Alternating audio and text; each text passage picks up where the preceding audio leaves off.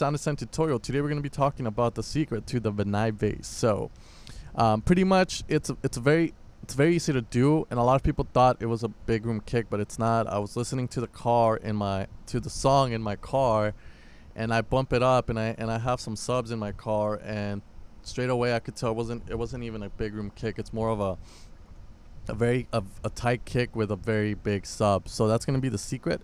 This is how it's going to sound like, and this is one of the tracks that I'm working on for a new project I have with a friend called MK Rage.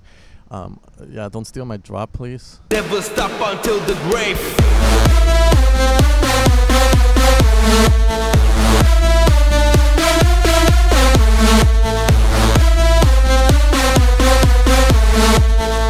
You suck and you can suck my fucking dick, and this is a bass.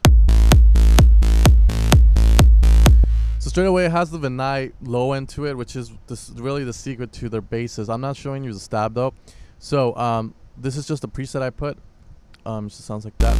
Straight away you can tell it's not very subby and it's not really low. If I wanted to, I could do this to it though. I could put an EQ on it, which is what Vinai probably does to the stab, because it's not supposed to have any low end because the sub is already covering that.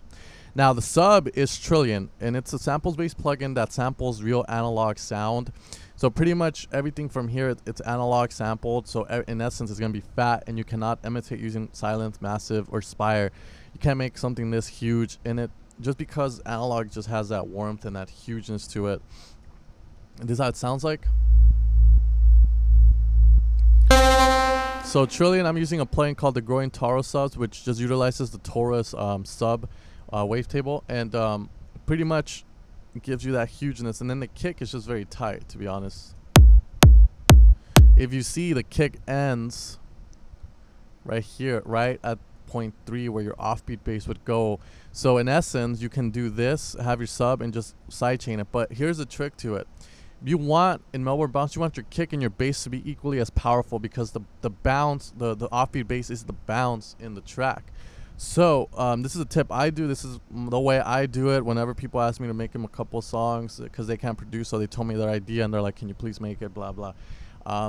The way I do it for some of them, in order to get it so huge, I put a compressor on the bus. So I bust the kick and the sub and the offbeat bass together, and I compress them. In compression, what it does, it controls peaks. So pretty much it lowers dynamics by controlling peaks. So imagine I'm talking to you and I'm like, ah, like all of a sudden I get loud. The compressor is going to activate and instantly lower the volume when that happens. So the more you compress, the more your voice is going to sound like it's not even changing volume. So that's the secret. You do it to your kick, your sub, and your offbeat to the point where they're equally as powerful, and your bass and your kick just sound huge. And the reason you can do this is because in Melbourne Bounce, the bass is never going to be present when the kick is that heavily, compared to other genres. So the bass is always going to be so emphasized on the offbeat, which is where the kick isn't even present. So you're never going to run into frequency problems, especially because the basses in Melbourne Bounce don't even have delays on them or long tail. So you're never going to run into that. So in essence, I didn't even put a fucking sidechain on this because it's just on the offbeat bass. So this is the tip: the compressor, a huge sub, and your offbeat bass, which is something stabby.